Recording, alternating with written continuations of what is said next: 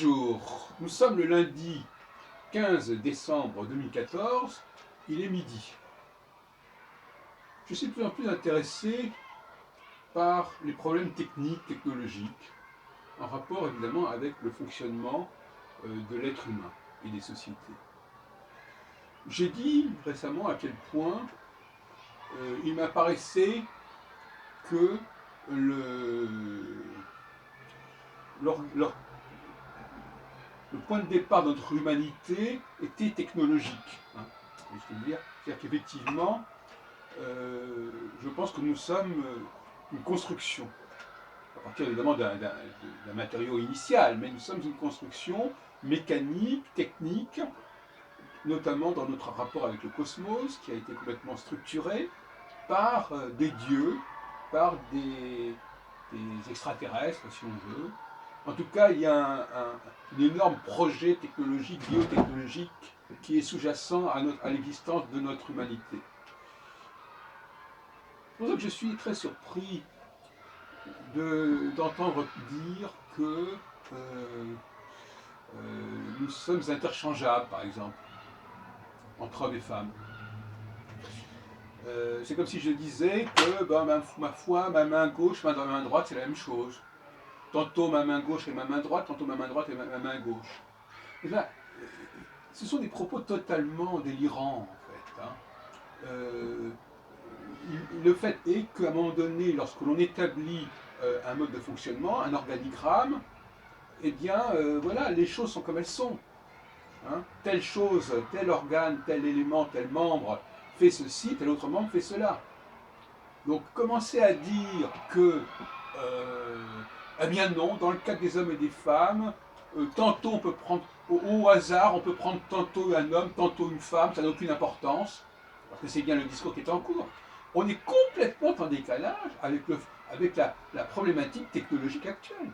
Donc là, il y a un discours qui est complètement décalé. Il faut être sérieux.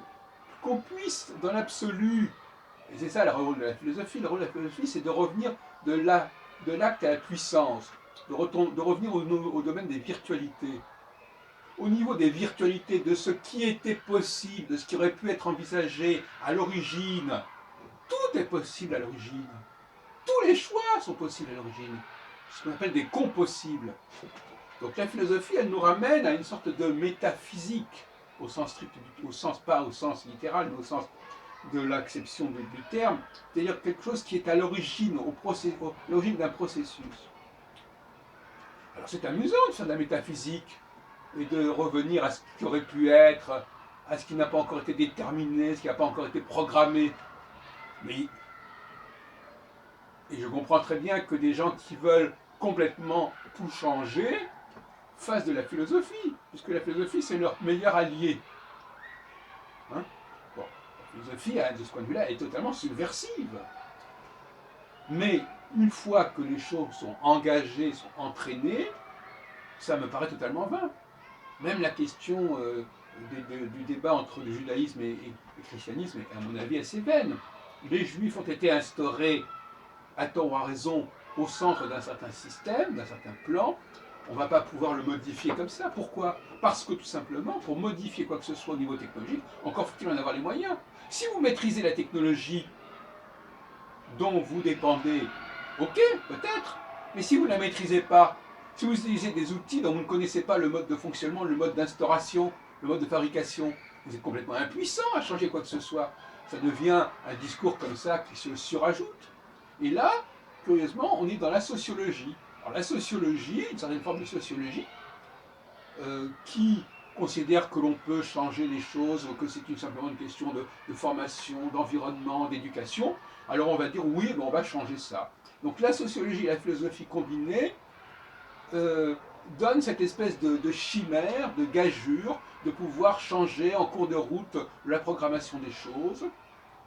Et paradoxalement, mes chers amis, nous avons une bien plus grande maîtrise sur les petites technologies dont nous servons actuellement, au niveau des ordinateurs, des machines, etc. Mais en revanche, au niveau des biotechnologies, au niveau des technologies qui génèrent et qui gèrent notre humanité, depuis des millénaires, nous sommes complètement impuissants. Et il faut le savoir. Peut-être que dans quelques centaines d'années, ça sera autrement. Peut-être que même dans quelques décennies, ça sera autrement, mais pas actuellement. Donc il y a donc toutes sortes d'utopies, d'uchronies, parce que je crois qu'on est en plein dans l'uchronie en réalité. On aurait pu faire autrement. Si ceci, si cela avait été fait autrement, eh bien on n'en serait pas là. Bon, pourquoi pas, en effet. Ou bien dans d'autres contextes, les choses auraient pu développer autrement, utopie. Bon. Alors, ce que je voudrais qu'on comprenne surtout, c'est que finalement, paradoxalement, ces gens qui nous proposent de changer ceci ou cela et d'intervertir et de mettre l'un à la place de l'autre et que ça n'a pas d'importance, je suis certain que dans la vie courante, ils ne le font pas. C'est ça qui est le plus drôle. Ils ne vont pas confondre une fourchette et un couteau. Ils ne vont pas confondre une assiette à soupe et une assiette à dessert. Ils ne vont pas confondre une cuisine et une salle de bain. Ils ne vont pas confondre une chambre à coucher et un living. Et tout d'un coup, ils nous disent oh, ben les hommes et les femmes, ça n'a pas d'importance. Oui, c'est vrai qu'on les reconnaît, mais c'est pas grave, ils sont interchangeables. C'est vrai que le taylorisme, c'est vrai qu'une certaine forme de mécanisation au plus bas niveau donne le sentiment que effectivement nous sommes interchangeables pour des tâches mineures. Et là, effectivement, qu'on soit noir ou blanc, qu'on soit immigré ou pas, qu'on soit homme ou femme, c'est du pareil au même. C'est vrai. Alors, est-ce que c'est sur cette base-là que toute la philosophie du XXIe siècle doit reposer? Mais soyons sérieux. D'ailleurs, on a vu les limites de ce genre de procédé. Effectivement, ce nivellement par le bas, alors que l'humanité, et notamment l'Occident, a besoin d'un nivellement par le haut. C'est-à-dire a besoin qu'il y ait un maximum de personnes qui atteignent le plus haut niveau d'épanouissement. Et quand je dis ça, je ne parle pas quantitativement à l'échelle de millions de personnes. C'est pas ça. La question, c'est la sélection. Sélectionner les meilleurs éléments. Ceux qui individuellement auront une puissance. Pas collectivement, individuellement. Car on a de plus en plus prendre conscience du fait qu'il y a une distinction entre le génie individuel, où un individu à lui tout seul peut alimenter toute une population sur un certain domaine, et le génie collectif de gens qui, à l'intérieur de ce cadre mis en place par le génie individuel, vont faire preuve de beaucoup d'intelligence, de beaucoup d'inspiration, etc., etc. C'est un autre problème. Dans un cas, on a des dossiers particulièrement précis sur telle et telle personne, ses potentialités. Dans d'autres cas, on a une myriade de gens qui peuvent faire des choses intéressantes.